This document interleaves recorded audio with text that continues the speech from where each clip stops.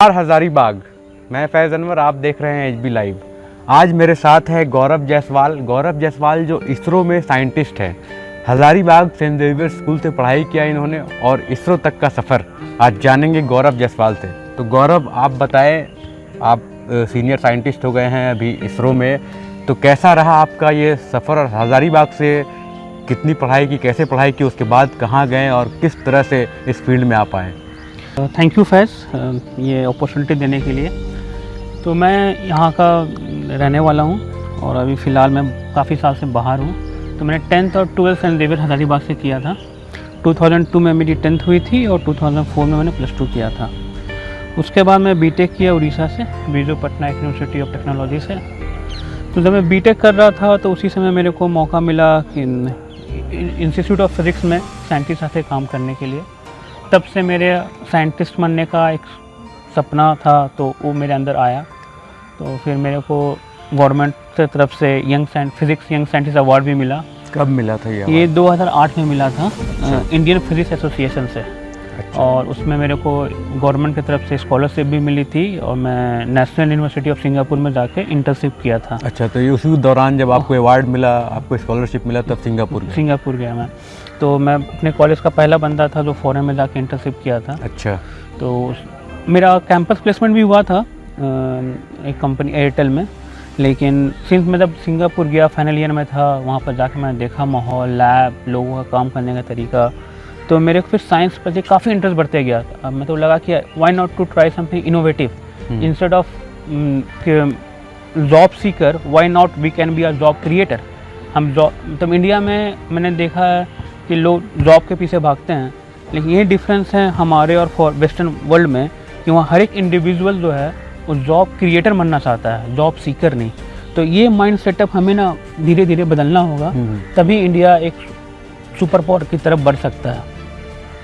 उसके बाद मैंने इंटर्नशिप करके जब मैं वापस लौटा तो मैंने फिर कंपनी का जॉब छोड़ के और फिर मैंने TFR में Tata institute of fundamental research, जो डिपार्टमेंट ऑफ एटॉमिक एनर्जी की लैब है और इंडिया का one of the best research lab में आता है, वहाँ मैं जूनियर रिसर्च फेलो रहा। और उसी बीच मैंने फॉरेन में PhD के लिए अप्लाई करता रहा। तो लकीली मेरे को 2012 में इटली गवर्नमेंट से केरी पारो फेलोशिप मिली। अच्छा। जो पूरे वर्ल्ड में वो 15 लोग को लेते हैं, वो फुल स्कॉलरशिप देते हैं। उस समय मेरा रैंक 3 था पूरे वर्ल्ड में। अच्छा। तो मेरे को इटालियन गवर्नमेंट से 100% स्कॉलरशिप मिला और उसके बाद मैं वहाँ पर जाके डिपार्टमेंट ऑफ फिजिक्स में PhD किया। तो किस यूनिवर्सिटी में आप गए? University of Padua.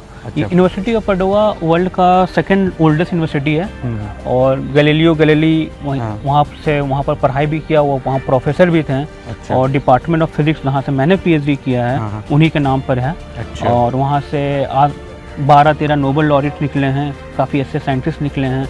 काफ़ी पुराना यूनिवर्सिटी है और काफ़ी वर्ल्ड रिकॉग्नाइज, काफ़ी अच्छा यूनिवर्सिटी है। तो वहाँ से आप PhD किस फील्ड में, किस स्ट्रीम में आप गए? मैंने वहाँ पे PhD नैनो ऑप्टिक्स में किया। अच्छा। तो उसमें हमने सेंसर बना रहे थे। हाँ। जिसका बायो में एप्लीकेशन था और वाटर प्यूरिफिकेशन में, उसमें मैंने PhD कंप्लीट किया। और PhD के दौरान मैंने पेपर भी काफ़ी पब्लिश किए, कॉन्फ्रेंसेस भी मैंने काफ़ी अटेंड किया, टॉक्स वगैरह दिए। और वहीं PhD के बाद फिर मेरे को सऊदी और USA का एक कंबाइंड प्रोजेक्ट था energy harvesting, waste energy harvesting.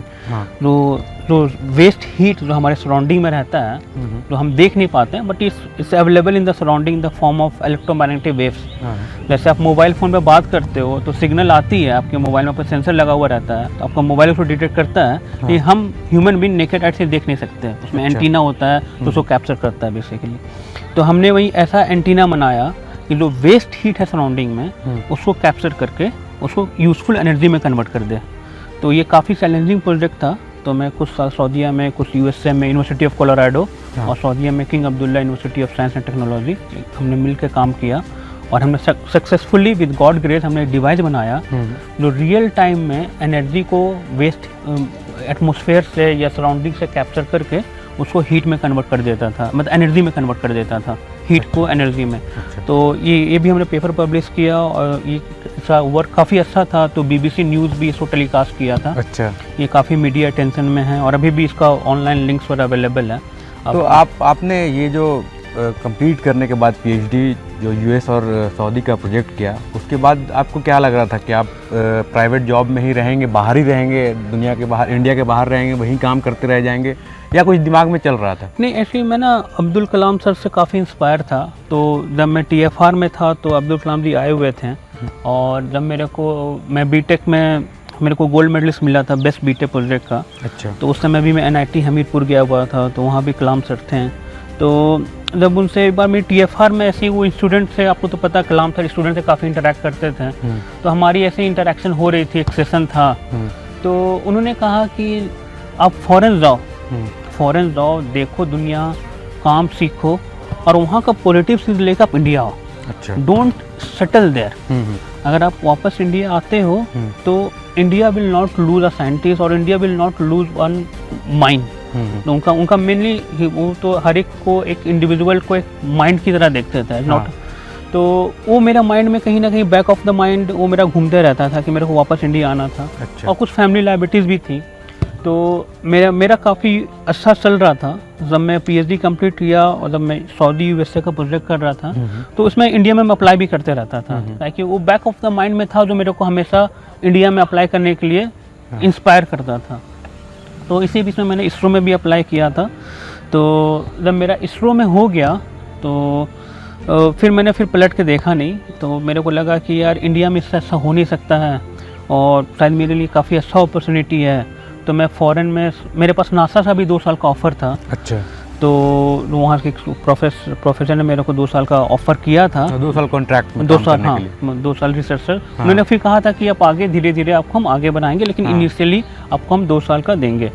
तो लेकिन सिंस मेरा यहाँ पर हो गया, तो मैं उनसे बात किया कि सर मैं ऐसा हो गया है, तो मैं वापस जा रहा हूँ। तो आपने फिर इसरो ही चुना कि आप इंडिया में रहना चाहते हैं और यहीं पे? तो लास्ट इसरो में अभी आप क्या साइंटिस्ट हैं, क्या है? मैं इसरो में साइंटिस्ट, सीनियर साइंटिस्ट SD हूँ। और अभी मैं फ़िलहाल अभी इसरो के लिए मैं काम कर रहा हूँ, और आई एम वेरी हैप्पी। मतलब काफ़ी अच्छा जॉब है। और जब मैं नासा के साइंटिस्ट से बात करके यहाँ पर आ रहा था, तो उन्होंने कहा मेरे को कि आप नासा छोड़ के जा रहे हो, तो you know what you are going to lose. तो मैं उनको फिर बोला कि no sir, I know what I am going to gain. तो इस तरह से उन्होंने काफ़ी मतलब बोला कि ऑल द बेस्ट, और उसके बाद में मैं यहाँ पर आया। तो मेरे को अच्छा लग रहा है यहाँ पर। I am very happy to be with my own people, और यहाँ पर काम करने में भी मेरे को काफ़ी अच्छा लग रहा है। और मेरे को सबसे बड़ा है कि I am doing something for my country, for my own people. तो गौरव, ये बताइए, आप जब स्कूल में थे तो किस तरह के स्टूडेंट थे? पहले से साइंटिस्ट बनने का ख्वाब था आपके अंदर, या फिर आप चाहते थे, या बहुत तेज़ स्टूडेंट थे, ब्रिलियंट स्टूडेंट थे? किस तरह के स्टूडेंट थे जब स्कूल में पढ़ते थे? देखो फैज़, मैं जब स्कूल में पढ़ता था सेंट जेवियर्स में, तो मैं बहुत आउटस्टैंडिंग स्टूडेंट नहीं था। मैं कहूँगा कि एक एवरेज, और लेट्स से थोड़ा सा अबव एवरेज में अपने आप को कंसिडर करूँगा। मैं ऐसा नहीं था स्कूल टॉपर रहा या क्लास टॉपर रहा, बट 10th के बाद मेरा थोड़ा सा साइंस में काफ़ी इंटरेस्ट जागा। उसके लिए मैं I had a very nice tutor. मतलब उन्होंने काफ़ी मेरे को, कहते हैं ना कि teacher is a role model of the student. अगर आपको एक अच्छे टीचर मिल जाए ना, तो उस सब्जेक्ट में आपका काफ़ी इंटरेस्ट बढ़ जाता है। तो लकीली मेरी एक दीदी थी, सुदीपा दी, तो उन्होंने मेरे को काफ़ी अच्छे से +2 में मतलब ट्रीट किया। तो उस वजह से मेरा साइंस में काफ़ी इंटरेस्ट बढ़ता चला गया। तो मेरा फिर केमिस्ट्री फिजिक्स काफ़ी फेवरेट सब्जेक्ट बनते रहा। लेकिन मैं अभी भी कहूँगा कि I was not very outstanding student in the school days. एक एवरेज या अबव एवरेज स्टूडेंट था। लेकिन हाँ, मैं जो भी पढ़ता था तो मेरा था कि ऊपर का नॉलेज में नहीं लेना चाहता था। I want to go deep inside. मतलब जैसे ये क्यों हो रहा है, जैसे सांस इलेक्ट्रॉन मूव कर रही है, कूलम फोर्स है, तो उसका पूरा मैं डिटेल पढ़ना चाहता था, एक के बाद एक। और जब भी मैं पढ़ाई करता था तो मैं लिख के रखता था उसे, अपना खुद का नोट्स बनाता था। तो उससे मेरे को काफ़ी हेल्पफुल मिला, ताकि बेसिक फंडामेंटल अगर आप स्ट्रांग हो, नंबर ग्रेड हार्डली मैटर्स। मतलब आज के डेट में मेरे से कोई नहीं पूछता कि आपका 10th में क्या परसेंट था या आपका 12th में क्या परसेंट था, बट जो नॉलेज है, जो आपका depth of the knowledge, that's very important. Gaurav, और एक मेंटालिटी होती है लोगों की, जैसे जैसे लोग बड़े बड़े पोस्ट पे जाते हैं, वैसे वैसे एरोगेंट होते जाते हैं। मैंने भी बहुत लोगों को देखा है, थोड़ा ईगो आ जाता है। आप क्या समझते हैं, लोग जब बड़े पोस्ट पे जाते हैं तो उन्हें इतना हम्बल, जितना हम्बल आप बात कर रहे हैं, हम्बली आप बात कर रहे हैं, आप लोगों से बात करते हैं, क्या वो कैसे लाते हैं, वो होना चाहिए, देखो क्या होना मेरा चाहिए? मानना है कि यार देखो ऑफकोर्स लोग बड़े होते हैं तो ईगो इट्स ह्यूमन नेचर, हाँ बट अगर एक बार किसी के अंदर ईगो आ गया फैज तो वो बंदा का लगता है लाइक उसका ना ग्रोथ वहीं स्टॉप हो जाता है, because ego and growth can not go parallel. मेरा ऐसा पर्सनल मानना है और मैंने अपने लाइफ में एक्सपीरियंस भी किया है। तो और उसके बाद है यार देखो at the end of the day we all are human being, you never know किस समय किसकी किस्मत क्लिक कर जाए।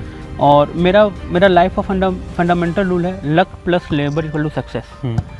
आप लेबर करते जाओ, जिस दिन आपका लक चमक गया तो you will get the success, you will get the taste of success. मैं आपको एक स्टोरी सुनाऊंगा और ये मेरे लिए काफ़ी इंस्पायरिंग स्टोरी है और is very much close to my heart. Actually जब मैं इटली में था तो उस समय मैं से मेरे फ्रेंड लोग से बात कर रहा था, तो मेरे एक इटालियन फ्रेंड ने मेरे को इस वजह से स्टोरी सुनाया। एक स्ट्रीट पेंटर था, लाइक फॉरेन में आप देखोगे या इंडिया में भी बहुत सारे लोग ना पेंट बना के स्ट्रीट में लगा के बेचते थे। तो एक आदमी वहाँ से जा रहा था, एक टूरिस्ट, तो उसने उसका पेंटिंग खरीद लिया, तो 10-5 यूरो में उसने अपना सा पेंटिंग खरीद लिया। उसके बाद एक बड़े शहर में पेंटिंग एग्जीबिशन हो रहा था, बहुत सारे बड़े बड़े ऑल पूरे वर्ल्ड के पेंटर्स वहाँ पर आ रहे थे, अपना पेंटिंग लगा रहे थे, अपना आर्टिस्ट स्किल दिखा रहे थे। तो ये बंदे ने उसका पेंटिंग वहाँ पर रख दिया। इत्तेफाक से इस बंदे का जिसका पेंटिंग उसने खरीदा था, इसका पेंटिंग सेलेक्ट हो गया अच्छा आगे के राउंड के लिए। तो उस बंदे ने फिर उसके पास आया, यार तुम्हारा पेंटिंग मैंने खरीदा था, तुम्हारा पेंटिंग सेलेक्ट हो गया, तुम चलो मेरे साथ, अब तुमको स्ट्रीट पेंटिंग नहीं करना है, तुमको बड़ा नाम मिलेगा। तो ये बंदा बड़ा खुश था, लेकिन वो जब रात में आया तो अपने घर पे तो सो नहीं पाया। अच्छा। अपनी वाइफ फैमिली से डिस्कस करते रहा, तो उसको लग रहा था कि नहीं होता इस स्ट्रीट बॉय का सिलेक्शन इंडियन क्रिकेट टीम में हो गया हो। मतलब उसके लिए काफ़ी बड़ा चीज़ था। उसने कभी देखा ही नहीं था इतना लाइट ये और इतने बड़े बड़े आर्टिस्ट लोग को। तो उसने कहा मैं क्या मनाऊं। तो उसकी वाइफ ने उससे कहा कि एक आप काम करो, अरे बाहर में क्या होता है ना कि हर एक सिटी का एक सिटी हॉल होता है, वहाँ लोग आते हैं जाते हैं।